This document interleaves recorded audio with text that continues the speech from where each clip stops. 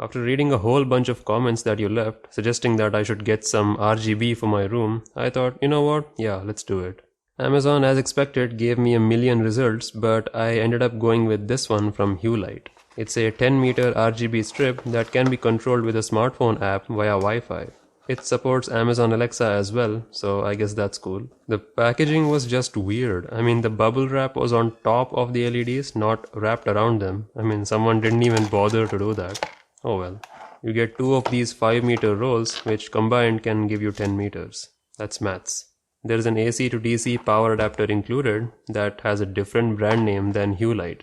It can output a maximum of 36 watts of power. And yes, there's the Wi-Fi driver and 4 additional pins so you can connect these strips together. There's an arrow indicator on both the driver side connector and the LED connector, so make sure you connect them so that they are pointing to each other. I don't think a reverse connection would end up damaging the LEDs, but they won't turn on for sure, and it's not the way you're supposed to plug them in. They also come with an app, as I mentioned, so let's quickly scan this code and download it. The app allows you to change different colors and modes and even set timers. There's also a link to their website with an installation guide. Pretty simple stuff. Just peel the back layer, stick it where you want, cut it to an appropriate length, and make sure the holes are lining up. That's all what she said. The build quality of the included units is just okay for the price. I mean, the Wi-Fi driver kit is just a 3D printed box held together with hot glue. It's okay, but don't drop it. The ends of the power adapter are also fixed, so they may get weak over time. Let's see. So far, everything has been just up to my expectation. Nothing more, nothing less. And that's a good thing. Let me quickly plug this in and see if the LEDs are working or not. Yep, it seems to be working. Okay, let's look at this app now. It's a pretty basic sign-up process. Just create an account first, and then you have to connect your phone to the Wi-Fi network of that device, like the LED drivers network. Whatever that says Hue underscore something, that one. Once you do that, now you can go ahead and choose your home network, the normal Wi-Fi that you use. The driver will show up as a recognized device, just name it something and save it. And that's it. You will easily be able to control the brightness and set different colors, just like that. The app interface takes a while to get used to. It's not the most responsive one out there, but hey, it works.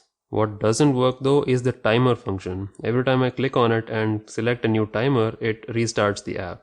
That's a shame. I was really looking forward to that timer function, so that the LEDs would automatically turn themselves on at a certain time of the day. Since the basics were working fine, I thought I'll just stick it to the ceiling, but then I noticed something. I noticed a ledge where the wall and the floors meet. Its width seems to be exactly the same as the LED strip itself. What do you think? Illuminati confirmed? In any case, this is an easier installation, so I thought I would give it a try. So I temporarily stuck them there and turned them on, but it didn't look as good as I thought it would. Maybe I was supposed to check the brightness in the phone's app or something, I don't know, but it didn't glow as brightly as I thought. So I went with the old-fashioned route and I stuck it to the back of the table, and yep, that looks way better. Nice. This was just a test fit. I think we'll do it for real now. I'll clean the surface first so that the LEDs would stick better. When I first peeled the double-sided layer on the back, I noticed that there is almost no glue at all. But that was just the first few inches. Later on it was fine. But I just added my own double-sided tape anyway to give it some extra stickiness. I decided to do another test fit all the way around the table to see if it actually looks good. I did a C-shaped turn near this right side smaller table because I want some extra LEDs there. This wall is gonna be the common background for most of my videos. And well, you know the drill. Once you have enough length, you just cut off the excess. Okay, let's turn it on and see what it looks like before we stick the back layer to it. Hey, look at that. That's pretty good. The brightness is pretty good and the colors on the wall reflect just how I like them to. I'm quite happy with this setup. This will be a permanent place for this strip. But we still have quite a bit left over, so let's use it in other places. I think I'll use some of them here, which is another background for my videos. I tested a few different variations like completely vertical, completely horizontal, something in between.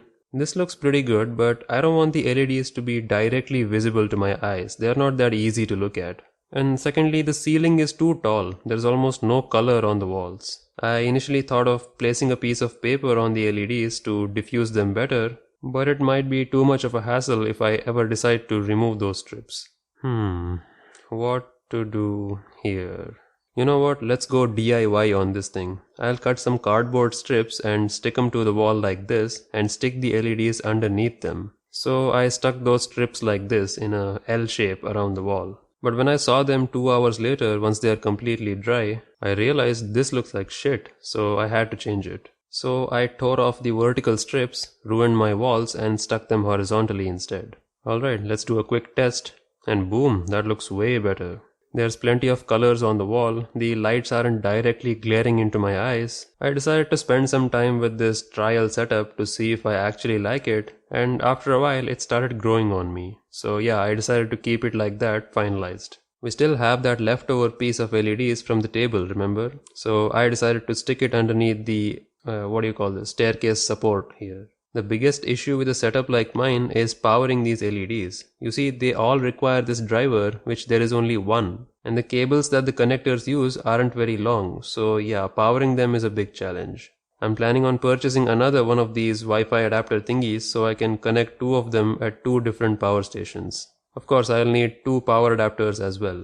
I have reached out to the company to ask if they sell that separately so I can purchase another one without buying an extra LED strip. I'll let you know down in the description if they respond back, but till then, yeah, this is my new setup. I guess my room has been officially RGB-fied. As you may have guessed, my main intention was not to make it look good to me, but look good on camera. This should improve the visuals for my videos and B-roll quite a bit. I still have a couple of inches of this RGB strip left over. I'm planning to make a portable RGB wand with this thing. You know, like one of those expensive power tube sticks. Hopefully I can also find a portable power supply that I can plug this thing into. Let's see. But anyways, yeah, you were right. Thanks for the suggestion. This definitely looks better, at least for videos. Powering these things is kind of annoying, but once I figure it out, I'll never have to worry about charging their batteries, which is a good thing. Let me know your thoughts on this thing in the comments, and you can also hang out on Discord. The link, as always, is in the description.